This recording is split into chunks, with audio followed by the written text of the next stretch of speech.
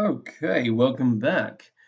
I haven't done a video for yield and specials for a while, so here we are.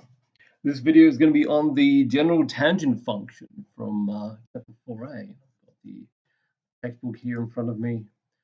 All right, so you should have, in mathematical methods, gone through most of the tangent work already before starting this work, because this is a continuation of the tangent function. So actually, you'll be speaking about tangent a bit more generally. Just remember that. So recall from method that tan x is sine x divided by cosine x. As such, so remember our rational functions, tan x has an x-intercept when the numerator, sine x equals 0, has vertical asymptotes when cosine x equals 0, and has a period of pi. So below, I've drawn an example of tan x on minus 2 pi to 2 pi. Actually, they've done the same thing. Well, they've got a different domain here, but all the same, you can see what's going on. So, easy way to draw it is you can draw it. And first of all, I'd start by drawing the asymptotes.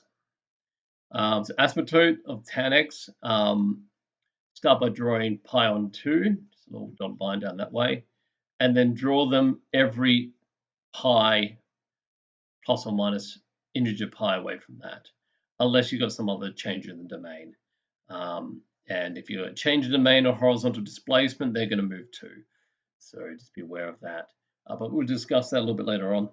Okay, so I've actually gone in for just the first one here. I've drawn up some of the key points. So my graph here, I've used 3 spaces, go from 0 to pi on 2. So thereby I could go pi on 6, 2 pi on 6, or pi on 3, and pi on 2. And if you remember your tan trig ratios, tan pi on 6 is 1 on root 3, tan pi on 4 is 1, and tan pi on 3 is root 3. And that gets replicated in the negatives over the other way, and it gets repeated periodically after that as well. All right, and tan of pi on 2 and every k pi plus pi on 2 is undefined because it's an asymptote. Okay, so from that we notice that zeros occur at 0 plus or minus k pi, where k is an integer, and vertical asymptotes occur at pi on 2, where plus or minus k pi, again k being an integer. All right, moving on from the specifically just tan x, the general tangent function. So we've transformed at this stage a number of different functions using similar procedures, but this is another periodic function, so you have to discuss this period. So the general function goes y equals a tan b, or should I say bracket b, bracket x minus c, bracket plus d. Okay, now each of those, we'll demonstrate these in a minute, but a is a vertical dilation factor, b is a horizontal dilation factor, also the period can be determined by b, but the period is pi divided by b. C is a horizontal translation, and D is a vertical translation. Be careful when you've got B and C also happening together. You may need technology just to check as you're working through that, because this factor actually shrinks how much that actually moves. And that can be a bit confusing for people who've done this. I haven't done too many examples of this. So now I've actually set up, switch over to Desmos. I actually have a tan function here. So I actually set them to, let's fix that. Let's change that back to 1. Okay. So this is just tan x now, because A is 1, B is 1, C is 0, no displacement, D is 0, no displacement in the vertical either. So let's have a look what happens when I change A. So I'm just going to see this how well this animation works. I might just save it like that before I move on. Okay, saved. So you can see what happens. It goes into negative. So you can see it's very steep. If I zoom out, that looks a bit more like tan, but It has the same period, it has the same zeros, but it's just going up much more steeply if you raise that. If you switch over to negative, well, it's now mirrored on the x-axis. So now you go, yeah, you notice it's actually the tan function in -1 is always going down, it's always decreasing. And +1 is always increasing. You just kind of skip to the bottom again when you dump the asymptotes, and then you're going up again. All right, what happens with B? Let's have a look.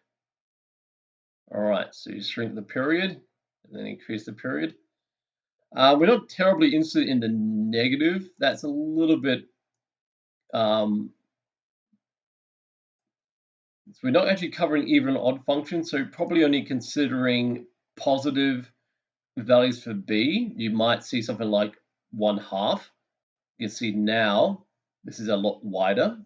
So the period's been doubled. So instead of having an asymptote at pi, it's an asymptote at 2 pi. It should be about here, 3.14. Sorry, no, asymptote at pi. But the period is 2 pi. So you can see actually it fits from about -3 to +3, which is about 2 pi. A little bit beyond that if you zoom out. It actually will cut past 3 and -3. All right, so, but if you had b equals 2, well, now this, it will have a period of pi on 2, and it will have its first asymptote at pi on 4. So that line here, this will be pi on 4. All right, so I'm going to move that back to 1. All right, now if you move this, you know what's going to happen. You're just shifting it to the right, and then shifting it to the left. You get the idea. And then D, you're moving it up. So the principal axis is y equals 0. This little point here, you can think about the idea, if you were to have a ruler and you follow the, with your ruler, you follow the tangent, so you're working out how steep this is. There's a point at which your ruler's turning clockwise as you kind of pull it around here.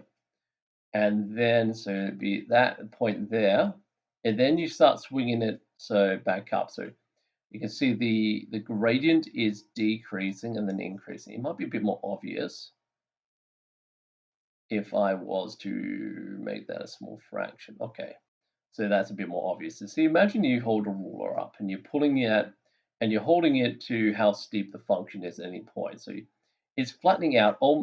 It won't be horizontal at that point. It's still going up, but it has a low positive slope. So it's still, the ruler is still going up, but now it goes up steeply again. So that point where you swing the ruler clockwise as you move around to measure the tangent, and then swing it around the other way, that's called a point of inflection. This would be a more interesting topic when you're doing calculus, but right now just be aware, okay, so it bends that way and then bends up that way. So that's a good kind of point to consider when you're talking about the where the principal axis is where you find the point of the inflection point is, but it's also at D, as in my notes as well. So the principal axis is y equals D. So don't remember that. All right, so we're going to have a look at some exercises in actually graphing these. So you will have some practice doing that from the textbook. So just skipping through some of these. Now I've actually come up with some of my own questions, but it's worthwhile having some practice drawing the tan function. Okay, so all right, so I've gone and I've done a pretty detailed tan function upside down. Let's fix that up. Okay, so I might just change my camera position for the purposes of this. All right, so fortunately this is a lot wider than my camera usually likes to go. And I need to invert that. Okay, one moment.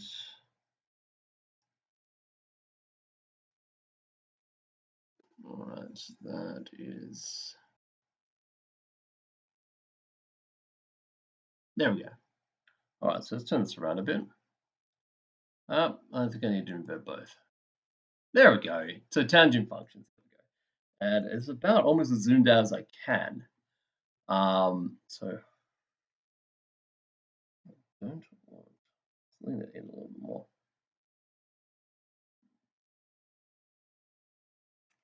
Okay, a little bit more. All right, you're getting most of that anyway. All right, so I've actually put a fair bit of detail into this one. This is just 10x, and I've actually graphed this from 0 to 4 pi because one of the questions here was 0 to 4 pi. But I've chosen my own. I'm not actually using the ones from question 4. I've gone and chosen my own for the purpose of this. Now, I've just done something a little bit different, a little bit unusual. So I have scaled my thing. Basically, I've decided, okay, there's 0, and I used to get to 4 pi. I believe it was 24 centimeters, and I just divided it in half. So half of 4 pi is 2 pi, and half of that is pi, and then pi on 2. And actually, there's enough. 24 can be divided a number of times, and you got enough for pi on 6 and pi on 3. So good, you can work in pies if you want to. And also going up here, I've worked in this, I believe, 10 squares up there, and I just called that 1 on root 3. And if you work it out, the ratio between root 3 and 1 on root 3, if you take root 3 and divide it by 1 on root 3, you get 3. So that means if that's 1, then another 1 on root 3 and another 1 on root 3 would be root 3. So that just makes it quite nice because remember, from those who've practiced their trigonometric functions a fair bit, pi on 6, tan pi on 6 is 1 on root 3, tan pi on 3 is root 3. So that makes it pretty easy if you work in these sorts of systems. But up to you. You can just work in decimals if you're just graphing it. But if you're very good at drawing, you can do this freehand if you can do it. I need a point here and there, particularly when I'm translating graphs. If I'm taking my general tan function, so I've actually highlighted that in green, as you can see, tan x. I've highlighted that in green. I've got a bit messy some places, but we'll see how we go. The first thing I'm going to do is I'm going to change the amplitude. Everything is moving up pi on 3, and I actually forgot to get out my geoline. But, okay, bear with me. I know I've got one in here somewhere. There we go. Okay, so I went and I graphed this pretty well so that, for example, if we go look at my pi on 3, I've moved it up 6 centimeters. Because this actually lines up pretty well with centimeters. It's actually each square, well, it's like 5 squares goes up 1 centimeter. So each little square is a fifth of a centimeter. All right, not quite a millimeter. That would be very coarse, very hard to draw on, but also very accurate, I suppose, if you're willing to have the patience for it. So basically, think about everything that comes out of tan in terms of this. If I want to work out 1.5 tan, everything comes out of tan gets multiplied by 1.5. So 1.5 times by 2, it knows how that's 2 centimeters. 1.5, we have one of them and a half of them, would be 3. So I'm going to put a little point there. 0 is still the same. So 0 times 1.5 is still 0. And, okay, 1.5 times by 6, all right, is 9. So let's see if we can get 9. So I've got 3 there.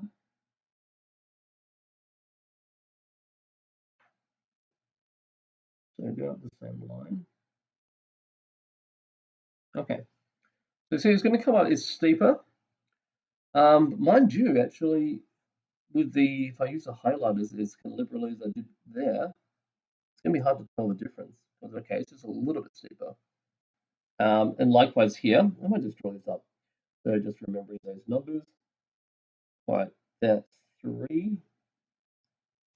And the idea is you can also just go, if you have to do this periodically, just go up and follow that across. So 9, 3, 9, 3. Yep, that's that point there. Okay, so that's that point going up there.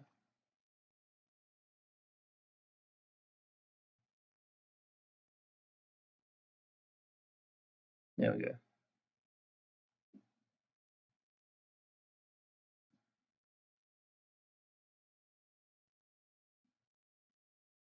All right.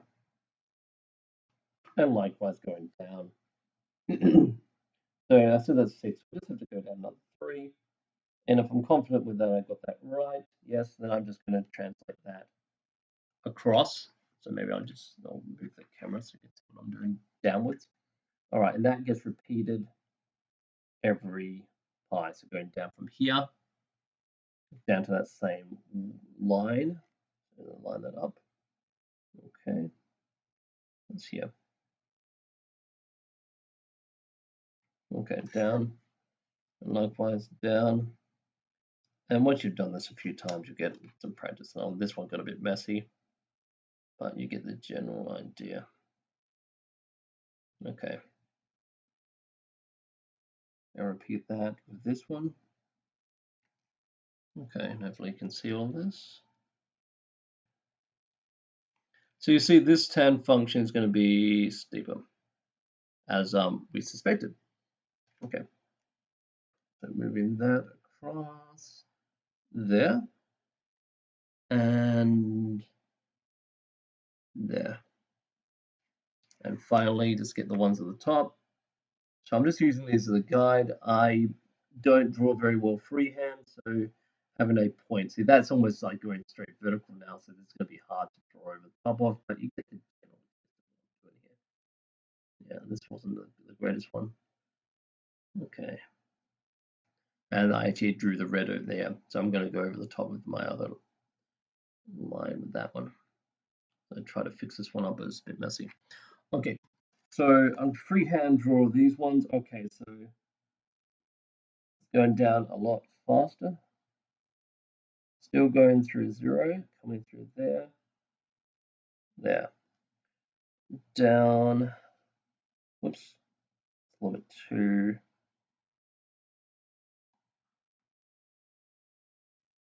yeah, you have to correct the deep my eraser for the purposes of fixing mistakes. It's a little bit too wonky there. All right. Yeah, definitely need some practice. Tan is a difficult function to graph.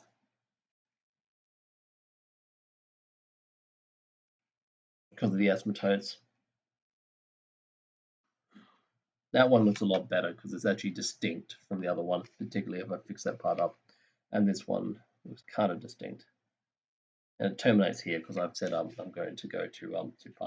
All right, let's put another highlighter in there, and we'll just follow general trend. So the idea that this one is distinct, it's coming out that way. It's breaking away from the other one. It's coming out away from the other one. It is steeper. Oops. That one looks a bit better. Yeah, I'm making a bit of a mess of this, I know, but general idea. So yeah, the one this one on X is a bit steeper. And if I was to, I could probably demonstrate this idea. Okay, you've got tan of X and I got 1.5. If you go back to my defaults,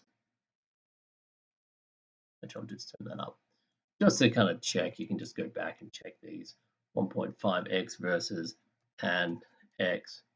And you can see how little this actually varies, but it is distinct. It's tricky, but give it the best shot. So that was the first one. The other ones would be a bit more obvious. Okay, the next one, I'm going to change the period. All right, so if you change the period, and we're not going to cheat right now, we're just going to try this one. We'll try it ourselves. You can try it yourself as well. Follow along, pause the video. All right, so think about this. So the period is, all right, pi divided by b. So thereby pi divided by period. Not sure if you can read that. Pi divided by 1/2 is 2 pi. Well, I picked that one because I didn't have a lot to draw because that's going to expand the period out. Now, 0 will still be the same. So 0 times 1/2 is still 0. So that's going to stay there. But you'll see the first asymptote now is going to be over here. So I'm going to draw in this line. This is a little guide. This is a little asymptote. Yeah, that's a very faint one.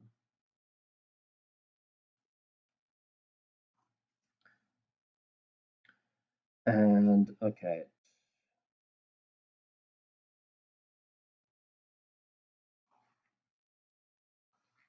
Oops. It's a bit messy. And one more at pi on 3. Oh no, I'll need 2 more.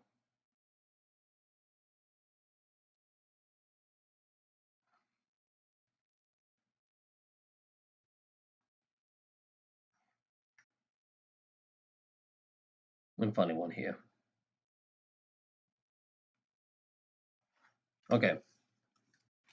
So the what is coming through here has to go through around here.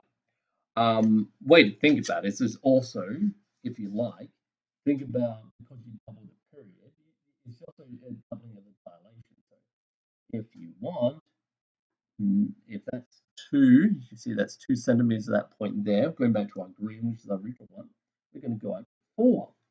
And if this is 1, well, that's 2. That's a way to think about it.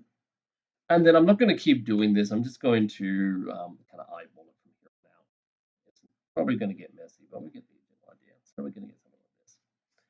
And then, okay, so that's there.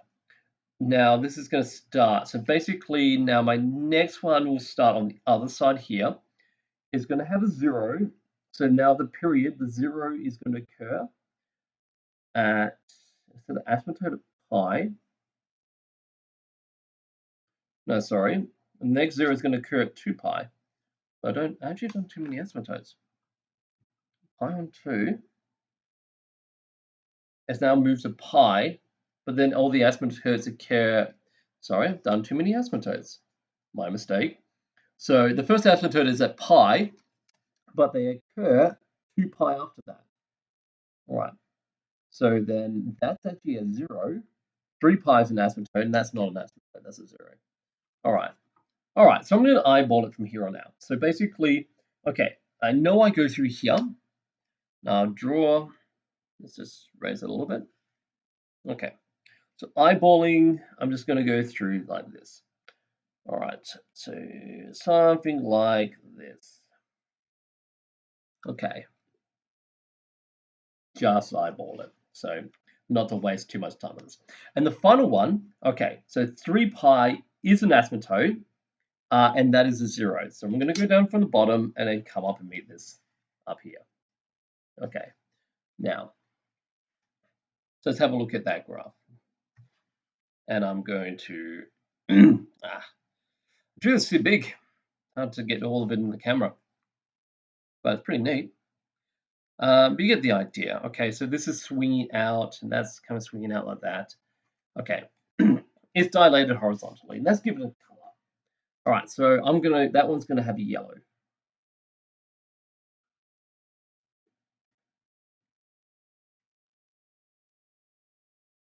And the last bit on here is there. There we go. And that one's there. Okay. All right, so now we've got 3, and let's just double check whether or not that's correct. So we've got tan x, and let's do tan bracket 0.5x.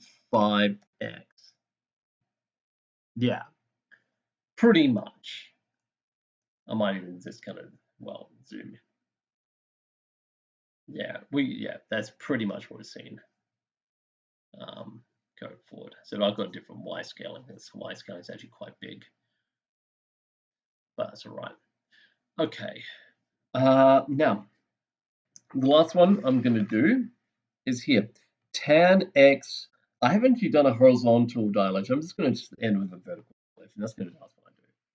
All right, so basically everything's going to move down. So we take the green one, everything moves down.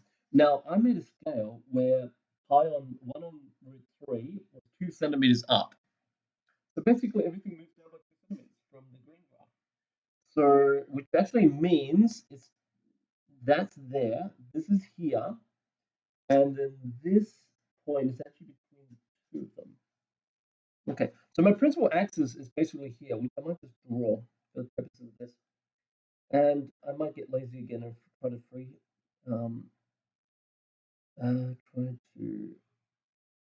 freehand it. Now, funnily enough, the asymptotes are still in the same place as the original graph. Okay, can we get that line correct?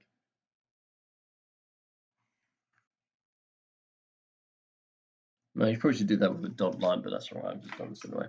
Okay, so basically the tan function is going to go here, then there, because that's down from there, or down from there rather. And then that will be down.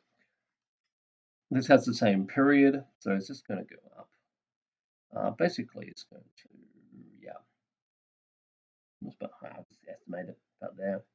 So something like this. You get the idea up that way. Then, okay, that will be there. And it goes through the principal axis. Principal axis where it also has this inflection point all the same.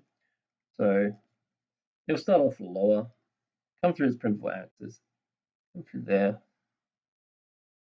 Looks like I might have exaggerated the shape of it, but everything's just moved lower essentially. So, although actually I've done that wrong, haven't I? Oops.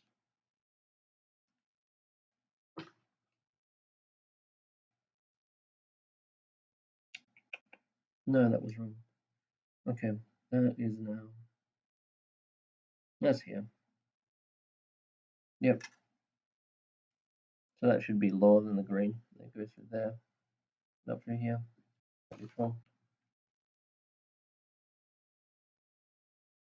That would give it a different shape. So it's the same shape as the green, just further down.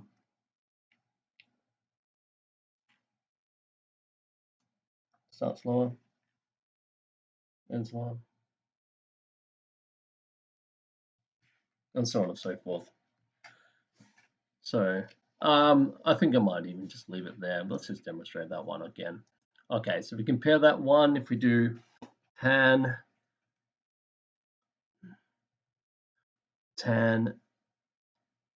x minus 1 divided by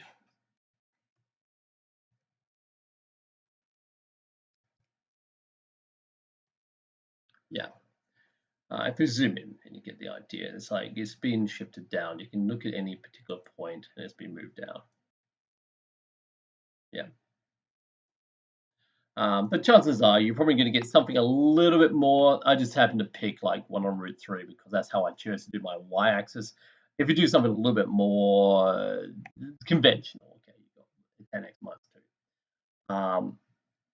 And then it actually looks like a different shape, but it really isn't. It's just you just moved everything down. That's all it is.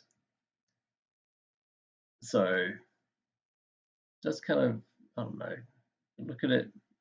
Yeah, if you can actually, if you look at, I suppose it just is that idea of just looking at it. If you look at the slope, it has the same slope, it has the same shape, but they're kind of like converging at these points, and that's just the nature of asymptotic functions.